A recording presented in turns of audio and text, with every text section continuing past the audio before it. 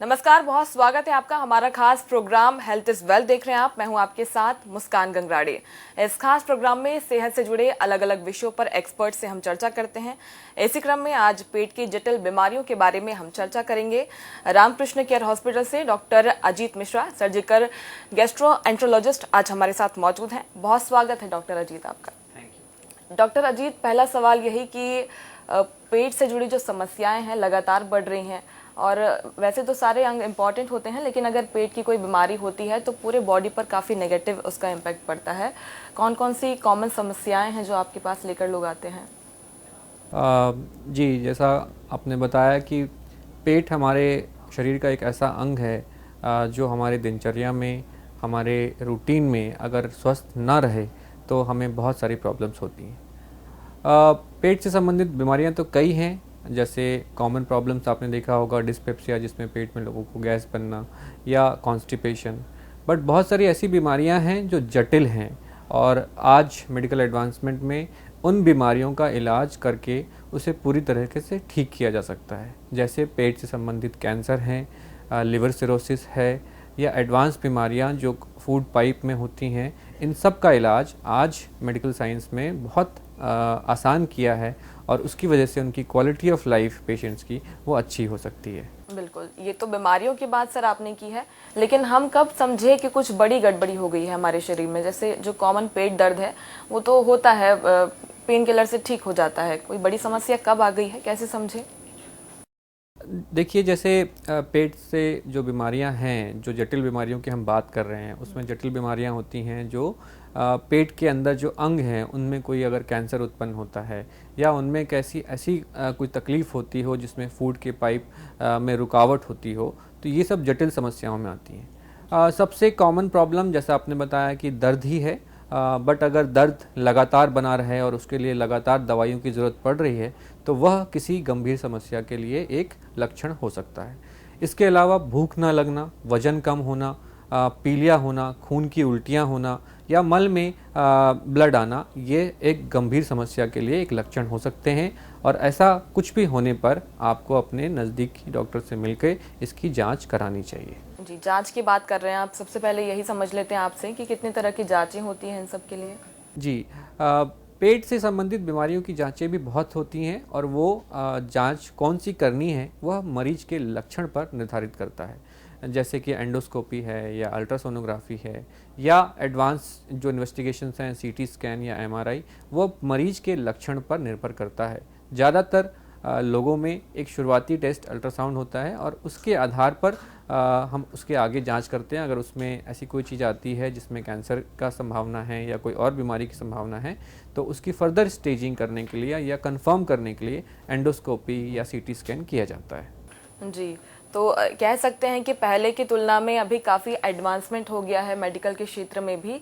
क्या क्या आप अपने लिए फ़ायदेमंद मानते हैं पहले की तुलना में? अभी कितने आसान तरीके से आप इलाज कर पाते हैं लोगों का?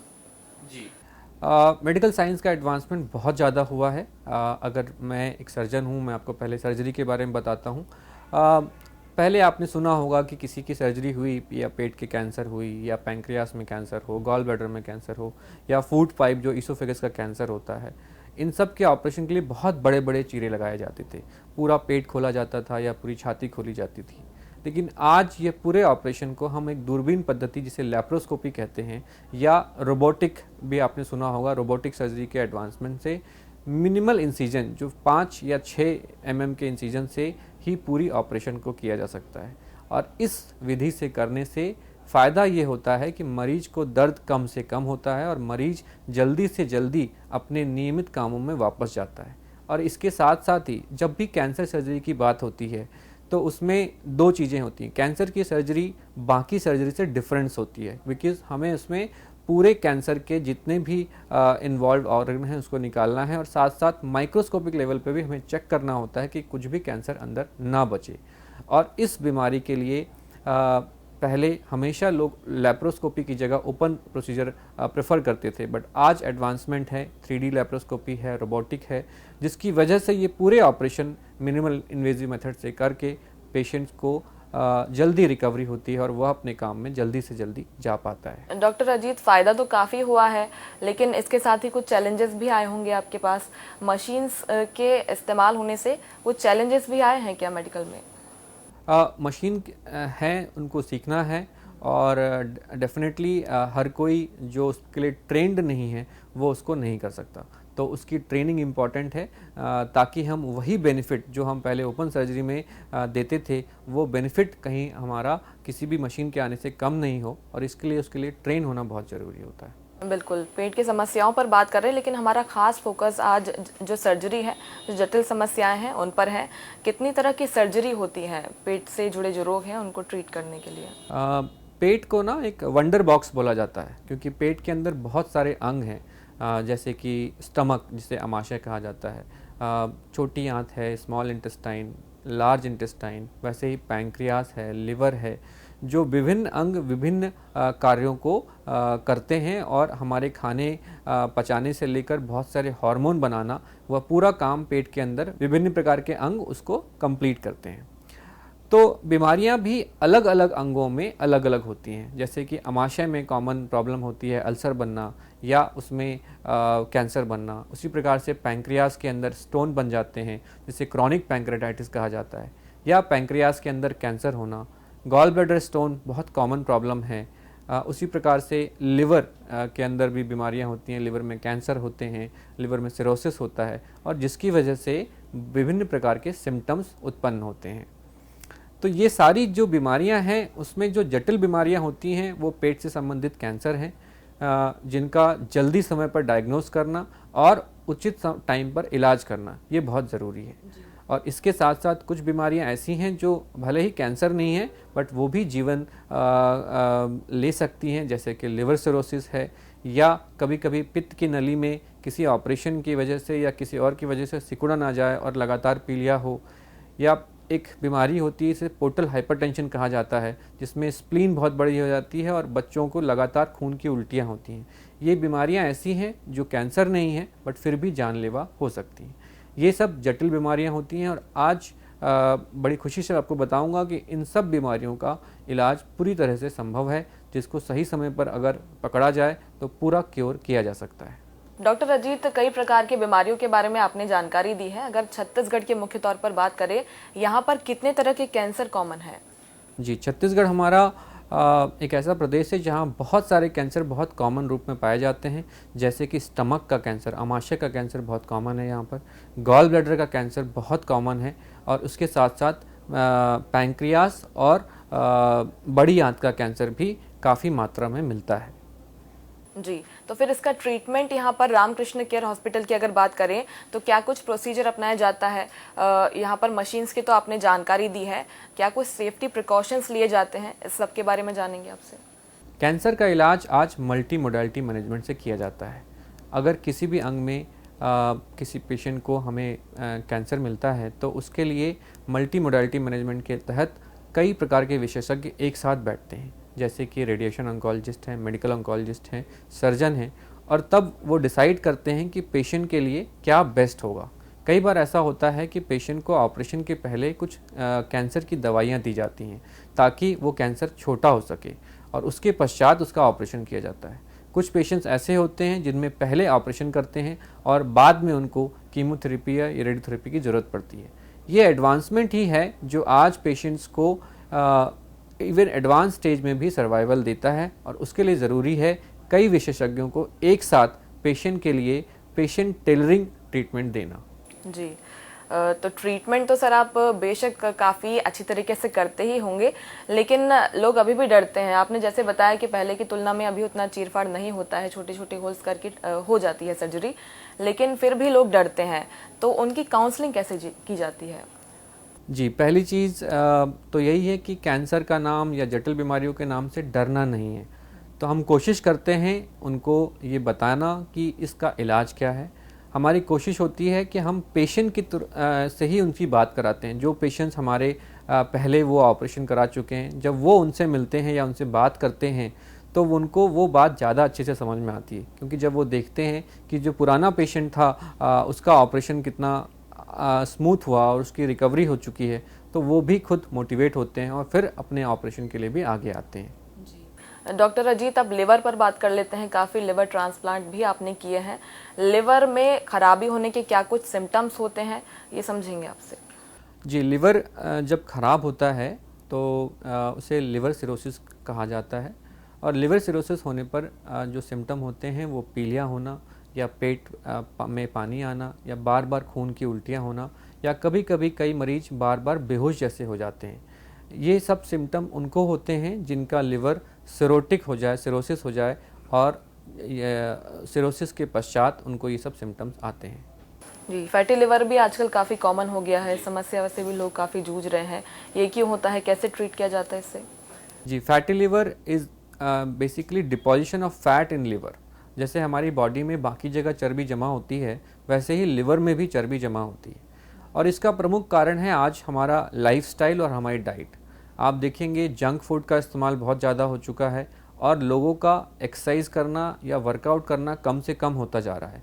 आज की दुनिया में लोग मोबाइल पर रख कर ही पूरे टाइम रहते हैं, और इसकी वजह से उनकी जो डेली का रूटीन है, वर्कआउट है, वो कम से कम होता जा रहा है।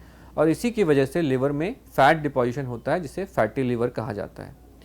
फैटी लिवर वैसे शुरुआती स्टेज में खतरनाक नहीं होता, लेकिन कुछ लोगों में फैटी लिवर भी सिरोसिस में बदल सकता है। और इसीलिए ज़रूरी है कि हम अपने लिवर का ध्यान रखें, और उसका ध्यान रखने के लिए हमें अपने डाइट में और अपने लाइफस्टाइल में लगातार मेहनत करनी चाहिए। हमें कोशिश करनी चाहिए कि हम जंक फूड, फास्ट फूड को कम से कम खाएं, और अपने डाइट में फाइबर, जो फ्रेश फ्रूट्स हैं, सैलड्स, इनकी मात्रा बढ़ाएं। साथ ही साथ रेगुलर एक्सरसाइज करें।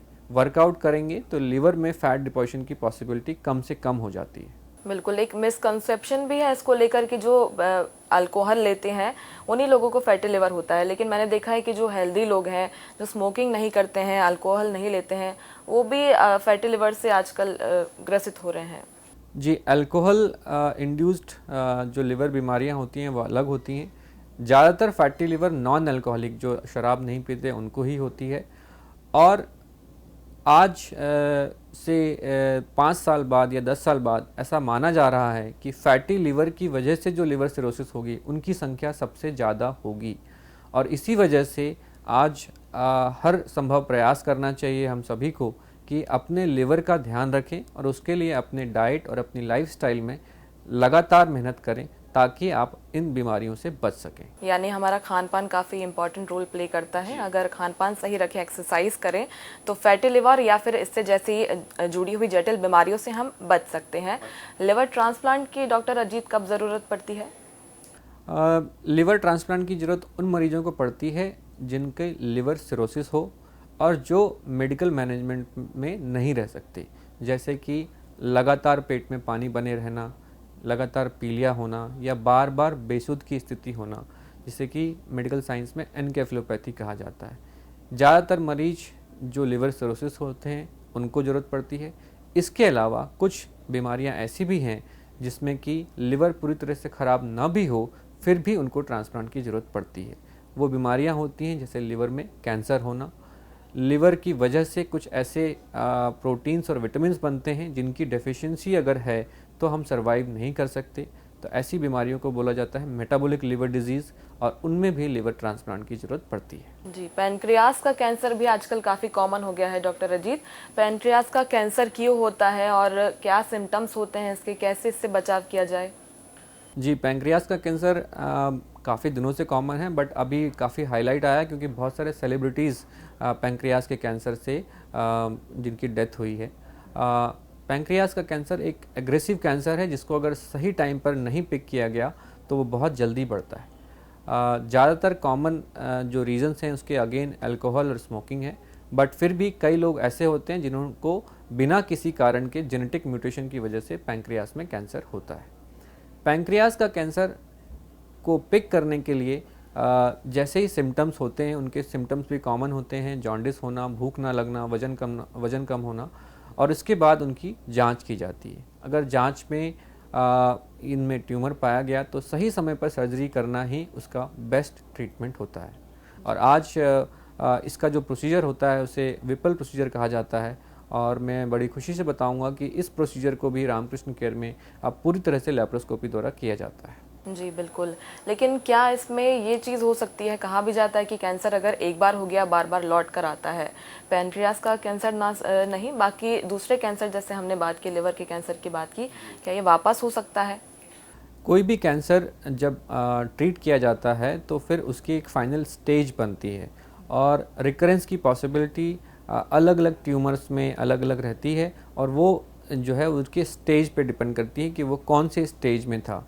और इसीलिए अगर किसी पेशेंट्स को एडवांस स्टेज का ट्यूमर निकलता है जिसमें स्टेज 2 स्टेज 3 में, तो उनको कीमोथेरेपी की ज़रूरत पड़ती है ताकि उनको कैंसर दोबारा ना आए या उसकी संभावना कम से कम हो। परंतु लगभग सारे ट्यूमर्स में रिकरेंस की पॉसिबिलिटी रहती है। लाइफस्टाइल में भी कोई बदलाव के आप एडवाइस देते हैं ताकि ऐसी बीमारी वापस ना हो? जी, सबसे कॉमन फैक्टर्स जो हैं वो स्मोकिंग है, एक्सेसिव अल्कोहल है, ओबेसिटी है। ये कॉमन फैक्टर हैं जो किसी भी कैंसर के लिए उनको इटियोलॉजी मानी जाती है और इसीलिए कोशिश करनी चाहिए कि ऐसी चीज़ें ना करें जो हमको नुकसान पहुंचाती है और अपनी लाइफस्टाइल में रेगुलर एक्सरसाइज, वेट रिडक्शन और खाने पीने में ध्यान रखना, ये सबसे कॉमन चीज़ें हैं जो आपको हेल्दी भी बनाएंगी और हो सकता है कैंसर से भी बचाएं। जी, जैसे सर्जरी की हम डॉक्टर अजीत पहले बात कर रहे थे, जीआई सर्जरी क्या होती है, इसके साथ ही मिनिमल एक्सेस इन्वेसिव सर्जरी, ये सब क्या होती है, ये सब समझेंगे आपसे। जी, GI surgery is gastrointestinal surgery, जिसमें कि पेट से संबंधित जितने भी अंग हैं, स्टमक है, इसोफेगस है, पैंक्रियास है, इंटेस्टाइन है, इनकी सर्जरी की जाती है। और इन्हीं सर्जरी को जब हम सूक्ष्म चीरे से, मिनिमल इन्वेजिव मतलब 5-5 mm के चीरे से करते हैं, लैप्रोस्कोपी विधि द्वारा करते हैं, तो इसे मिनिमल इन्वेजिव टेक्निक कहा जाता है। और आज इसमें एडवांसमेंट है रोबोटिक सिस्टम का, जो हमारे रामकृष्ण केयर में रोबोटिक सिस्टम लगा हुआ है और उससे जब ये ऑपरेशन किए जाते हैं तो वो बहुत छोटे चीरे से होने की वजह से रिकवरी बहुत फास्ट हो जाती है। डॉक्टर अजीत, ट्रांसप्लांट की हम बात कर रहे थे, अगर बात करें बच्चों की तो बच्चों में भी लिवर से जुड़ी समस्याएं काफ़ी बढ़ रही हैं। अगर बच्चों का लिवर ट्रांसप्लांट करना होता है तो क्या कुछ चैलेंजेस आपके सामने आते हैं, क्या कुछ प्रोसीजर होता है इसका? जी, बच्चों में भी कई बीमारियां ऐसी हैं जिनका इलाज सिर्फ एक ट्रांसप्लांट ही है।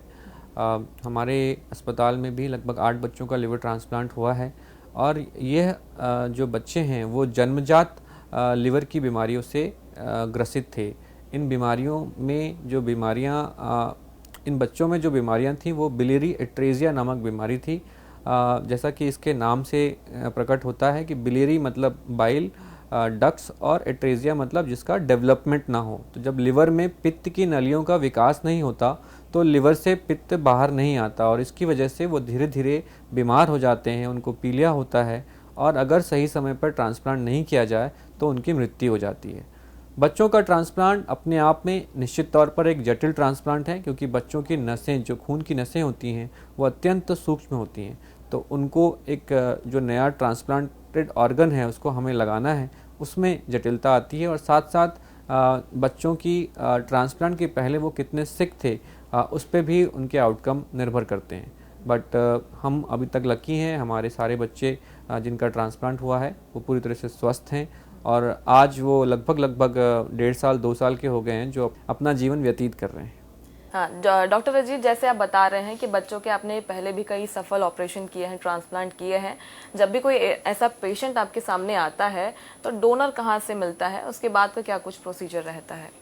जी, लिवर ट्रांसप्लांट 2 तरीके से किया जा सकता है, एक लिविंग डोनर ट्रांसप्लांट और एक कैडावरिक ट्रांसप्लांट। लिविंग डोनर ट्रांसप्लांट में जो ट्रांसप्लांट का ऑर्गन है वो आपके ही फैमिली मेम्बर से मिलता है जिनका ब्लड ग्रुप उनसे मैच करता हो, तो इससे बोलते हैं लिविंग डोनर ट्रांसप्लांट, क्योंकि इनके फादर, मदर या ब्रदर, सिस्टर्स जिनकी एज 18 to 50 या 55 तक हो और जिन्हें कोई और बीमारी नहीं होती, उनके सारे टेस्ट किए जाते हैं और उनके लिवर में से एक पार्ट लिया जाता है जो रेसिपिएंट में, जिसको जो बीमार व्यक्ति है उसमें लगाया जाता है। बहुत लोगों को भ्रांतियाँ होती हैं कि जो लिवर देगा वो जीवित नहीं रह सकता या लिवर वो कैसे रहेगा। तो मैं आपके चैनल के माध्यम से बताना चाहूँगा कि हमारे लिवर में ये कैपेसिटी होती है कि उसमें रीजनरेशन हो सकता है। दैट मीन्स जो हम पार्ट निकालते हैं उसके बाद जो बचा हुआ पार्ट होता है वो वापस ग्रो करता है अपनी रिक्वायरमेंट के हिसाब से। सो इसकी सेफ्टी का ध्यान रखते हुए ही डोनर का ऑपरेशन किया जाता है और डोनर को कोई प्रॉब्लम ना हो इसका पूरा ध्यान रखा जाता है क्योंकि वो हेल्दी है।